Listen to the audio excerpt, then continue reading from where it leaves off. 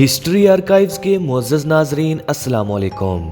नाज़रीन, आज की वीडियो में हम आपको जापानियों की ईमानदारी के 10 ऐसे हक़ाइक़ बताएंगे कि जिनको सुनकर आप हैरान हो जाएंगे और सोचने पर मजबूर हो जाएंगे कि जापान क्यों दुनिया की तरक्की याफ्ता कौम है। तो आइए नाज़रीन शुरू करते हैं, मगर शुरू करने से पहले आपसे गुजारिश है कि हमारे चैनल को सब्सक्राइब कर लें और बेल आइकन ज़रूर प्रेस कर दें ताकि हमारी आइंदा आने वाली वीडियोस आपको मौसूल हो सकें। जापान का टोक्यो शहर अक्सर ईमानदारी में सरे फहरिस्त रहता है।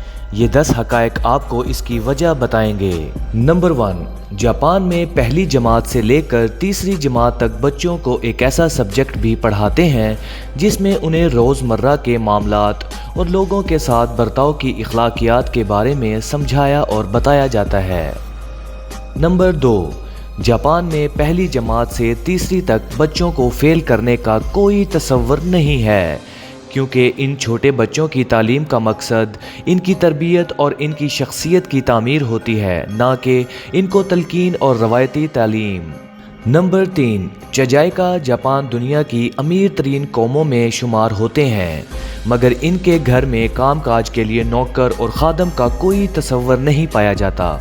माँ बाप ही बच्चों और घर के जिम्मेदार होते हैं। नंबर 4, जापानी बच्चे रोज़ाना अपने असातिज़ा के साथ मिलकर 15 मिनट के लिए अपने स्कूल की झाड़ पोंछ और सफाई सुथराई करते हैं। इस मश्क का मकसद इन्हें इखलाकी तौर पर मतवाज़े बनाना और अमली तौर पर सफाई पसंद बनाना होता है। नंबर 5, जापान में हर बच्चा अपना दांत साफ करने वाला ब्रश भी स्कूल साथ लेकर जाता है। स्कूल में खाने पीने के बाद इनसे दांत साफ कराए जाते हैं।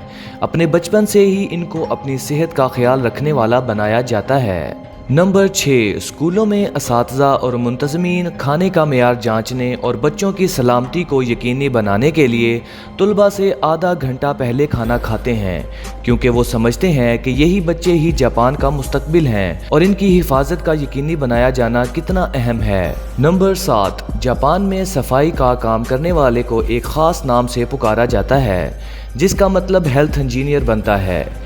इसकी तनख्वाह अमरीकी डॉलर में 5 से 8 हज़ार के दरमियान रहती है। इस मुलाजमत के लिए उम्मीदवार बाकायदा ज़ुबानी और तहरीरी इम्तिहान पास करते हैं। नंबर 8, जापान में गाड़ियों, रेस्टोरेंट्स और बंद मुकामात पर मोबाइल इस्तेमाल नहीं किया जाता।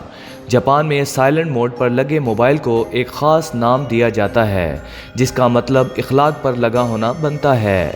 नंबर 9, जापान में अगर आप किसी खुली दावत या बूफे डिनर पर चले जाएं, वहां पर भी यही देखेंगे कि लोग अपनी प्लेटों में ज़रूरत के मुताबिक ही खाना डालते हैं। प्लेटों में खाना छोड़ना जापानियों की आदत नहीं है। नंबर 10, जापान में साल भर लेट होने की औसत ताख़ीर 7 सेकंड तक होती है। जापानी वक्त के कदरदान लोग हैं और मिनटों सेकंडों की भी कीमत जानते हैं। जापानियों के ऐसा होने पर बस एक ही चीज़ कहने को दिल करता है, बहुत खूब।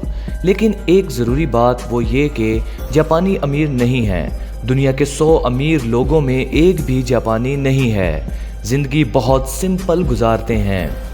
जापानी साइलेंट मोड को मैनर मोड कहते हैं, जिससे इनकी तहजीब याफ्ता होने का सबूत मिलता है।